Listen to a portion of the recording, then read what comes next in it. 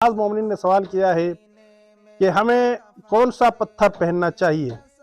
مستحب ہے کہ مومنین عقیق پہنے، کہ عقیق پہننے کی بہت زیادہ فضیلت بیان ہوئی ہے، یہاں تک کہ بعض روایات میں ملتا ہے کہ جس ہاتھ میں بھی، جس کے پاس بھی عقیق ہوتا ہے وہ رنج اور غم اور چوروں سے محفوظ رہتا ہے۔ اسی طرح ایک روایت میں ہے کہ ایک شخص نے رسول خدا صلی اللہ علیہ وآلہ وسلم کی خدمت میں عرض کیا، یا رسول اللہ میرا مال لٹ گیا ہے، یا رسول اللہ میرے پاس کچھ بھی نہیں رہا۔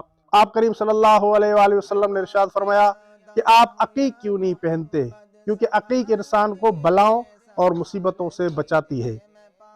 اسی طرح رسول خدا صلی اللہ علیہ وآلہ وسلم کی ایک حدیث میں ہے کہ جس شخص کے پاس بھی جب تک عقیق کی انگوٹھی ہوتی ہے اس وقت تک وہ شخص غموں سے محفوظ رہتا ہے۔ اس لیے بہتر ہے کہ مومنین عقیق کی انگوٹھی ضرور استعمال کریں، اپنی انگلی میں عقیق کی انگوٹھی ضرور پہنا کریں۔